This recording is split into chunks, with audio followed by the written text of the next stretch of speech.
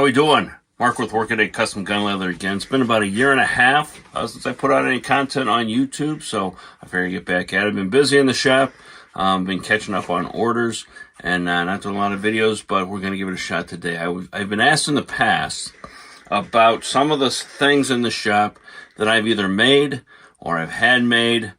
Somebody else I know has made something for me, or I've made something in the shop to make the job a little bit easier as I'm working on different projects, different holsters and gun leather and things like that I work on. So let's go over some of those things.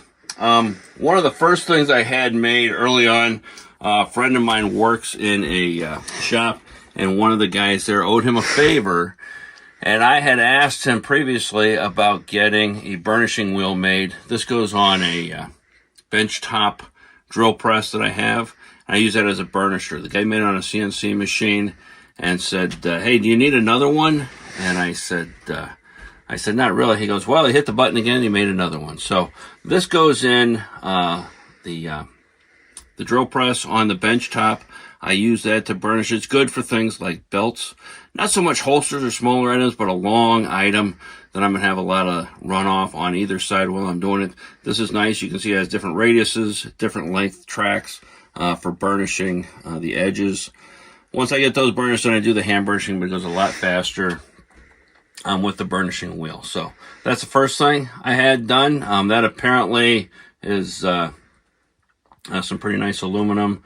I could tell you what the numbers are, but I don't understand metallurgy. So, but that's first thing, probably the first thing I had made by a friend of mine. When I do holsters and the like, I have mold guns.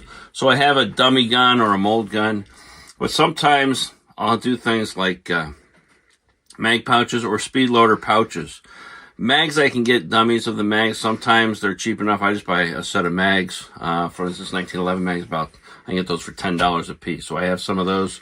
But other times when I'm doing speed loaders, I needed something, the radius of the speed loader, the radius of the cylinder itself. So sometimes I can use a medicine bottle, like a Tylenol bottle or some round bottle like that will help if it's close enough.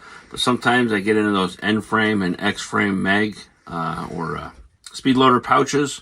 So I had a friend of mine with a lathe. He made this up for me. He made two of these up. One is 1 7/8, one is 1 3/4, and that's roughly the size that those speed loaders are. And about the length, maybe a little longer. But I use those kind of as dummy molds. So I have those made up, and those come in handy for speed loaders. And you see he put just a little bit of chamfer on the end of that, so it kind of mimics the bullets, and those go in easier, and I can use those when I'm making speed loader pouches, whether it's for a shoulder rig or on the belt. So those two come in handy from time to time. When I cut straps, I have a strap cutter. I have one that I leave set at 1.5 inches. That's a typical belt width is 1.5 inches belts. Most things that I make them for 1.5 inches unless you say otherwise. But I have this other strap cutter that I will adjust to different widths, whether it is for cartridge loops, whether it is for some other straps, whether it is for shoulder straps on, say, a shoulder rig. I'll make those different widths. I also cut my belt blanks, and sometimes those are 1.5 inches, they're 2 inch or 2.5 inch.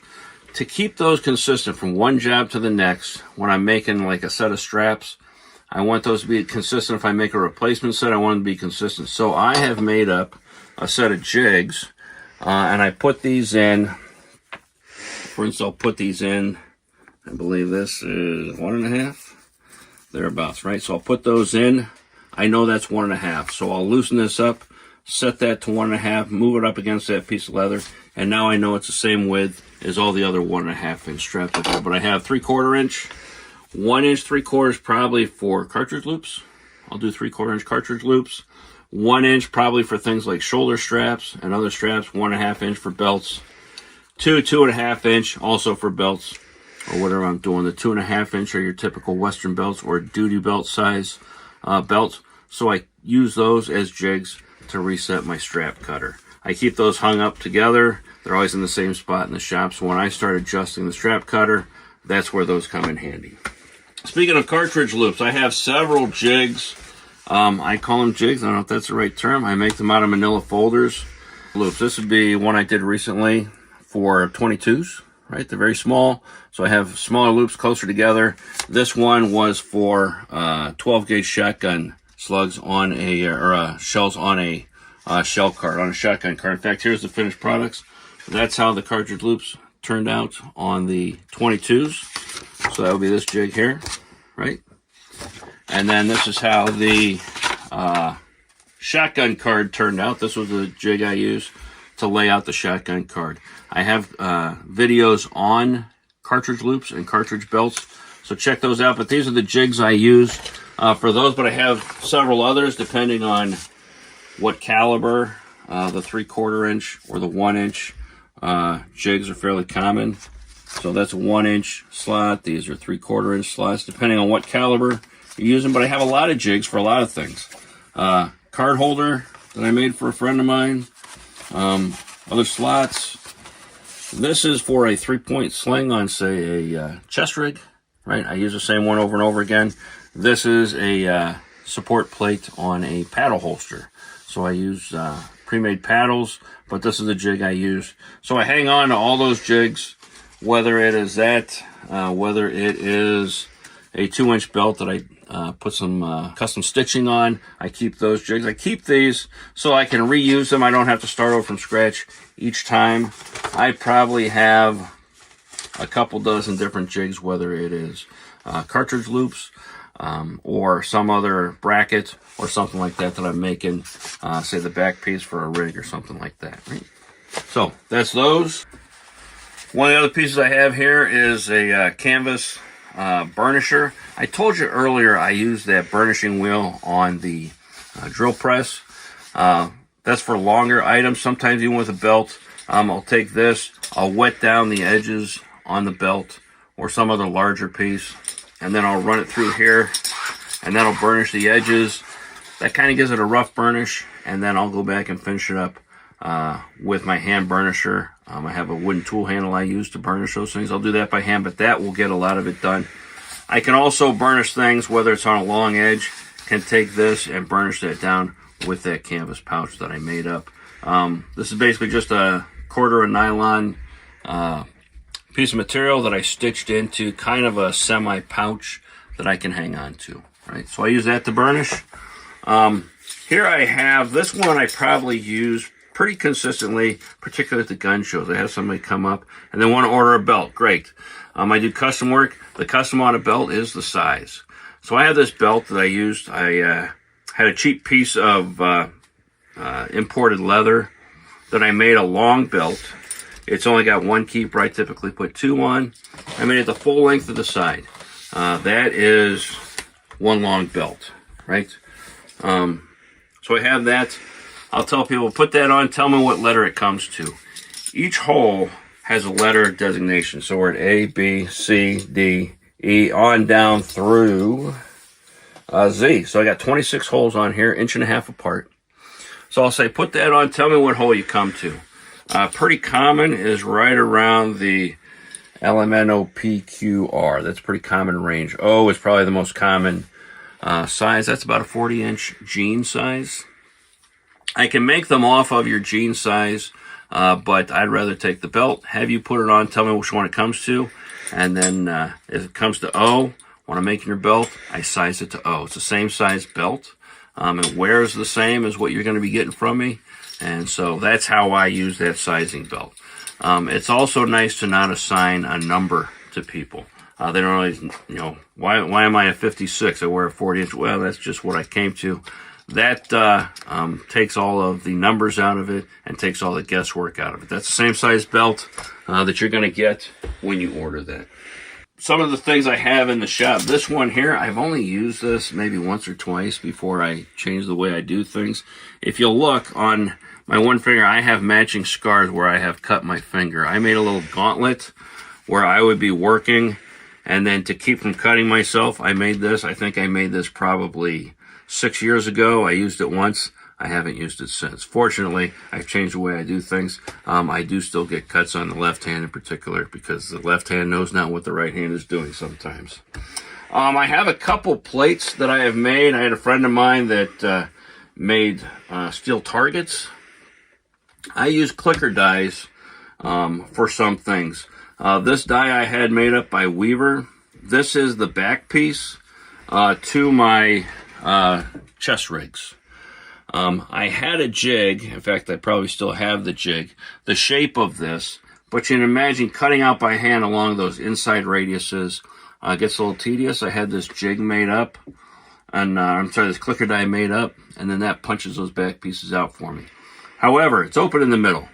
I have a shot press, a 6-ton shot press that sits on the bench, and it's got a 3/4 inch rod that pushes on that. Well, I have nowhere to put that on, so I had these plates made up. They're 1/4 inch steel. They're fairly heavy, but they're awful handy. So I put that on. That will disperse that weight around and give you something to push against. When I get into some of the other not clicker dies, but some of the embossing dies I have this one for Ducks Unlimited that I did for their, they got me for their banquet. And to put a 3/4 inch pin on that, or a punch on that, it flexes a lot and it wouldn't go in. So I had another friend of mine who has a tool and die shop, made up these brass discs for me, and they work great. I put that on top, and then you can see where there's been a little bit of wear from that, but they work great to disperse that force and put those impressions on the leather with that press. So that shot press works great. It's a little slow, but again, it's a small shop down here. So I get those made up. It's nice to know people in different trades that can make different things for you. My cousin is a woodworker. I needed some blocks that fit to make a particular holster, a concealed holster. This would be kind of made to look a little more like a telephone holder or just some type of belt holder without looking like a gun holster. But so I just need these made up. So he made these up for me. I use those a couple times. They sit in the shop, but it's nice for making boxes, leather boxes, and things like that out of that with those. This one, I made these up. I had to make dump pouches for different caliber cartridges. So I use these to make up basically the molds to fit inside dump pouches. So I put those together, fit them in, pull them out one at a time. They're easier to extract. If it's a longer caliber, I can put those together, and I have a longer caliber for a dump pouch for different cartridges. I make them up to whatever length I need those to be. I numbered them so I know which ones are on the outside, which ones are on the inside. Those, again, I keep those rubber banded, keep them handy if I need to make a small, jig for anything. I have a couple maker stamps. This one is brass. I had one that was resin. I still have the one that is resin. That's a hand stamp. Comes in handy. They're not real expensive. This is a company that this is what they do. They make these maker stamps. Like I say, this one is brass. I have one out of resin that lasted several years. Started to get a little bit worn, actually not too bad, but this brass one works a lot better. And I can take that off. I can either do it as a hand stamp. I can take this off and I can run it on the press directly on whatever point I want. And they make great impressions. These are a couple strops. This strop is for my X-Acto blade.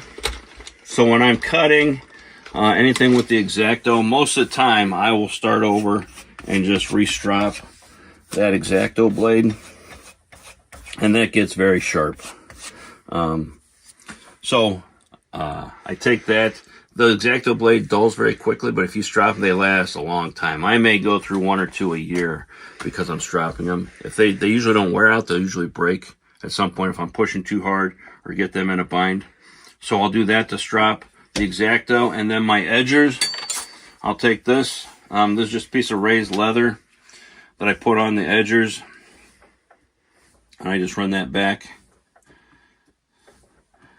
and strop up that edge.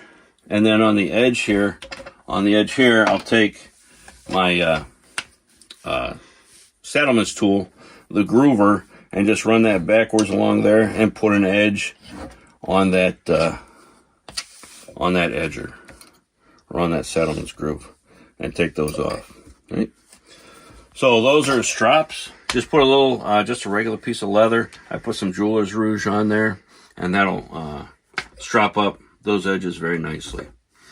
Probably the most common tool I use, this is a spreader or a slot tool for loosening up the slots when I put belt slots on something. This is roughly the size of the belt that I have. It's 1.5 inches wide. It's rounded on the edge. And then my belts are double thick, so that's about how thick that is on my belts. So I just use it as a tool to loosen that up. Whether it is on a holster or some other belt loops or belt slots that I may put on.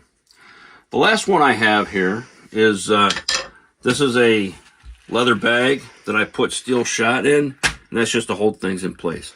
So let's say I am trimming the lining off of a holster. I've stitched the two together, and now I need to take the lining off of the holster. This just holds things in place. I put it somewhere that I have an edge. I'll take that right up to the edge, put that on, and then take that down, and then that holds that in place, and I can peel that off. That weighs about 10 pounds.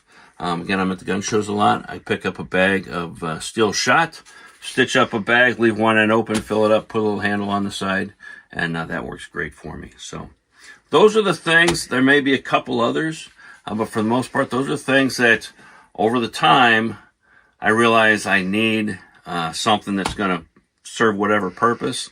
If I can make it, it's a lot easier to just make it than just go out and buy things. So if you have a leather shop and there's some tools, by all means share that with me. If you see some other videos or think of some other videos you want to see from me, by all means let me know. Gun leather, not so much riding leather, but gun leather, holsters, belts, things like that. Let me know what you want to see. Take a look at the website, workadaygunleather.com. If you have any questions about that stuff, let me know. We'll put out another video, maybe within 1.5 years would be good. All right? You guys take care, and we'll see you on the other side.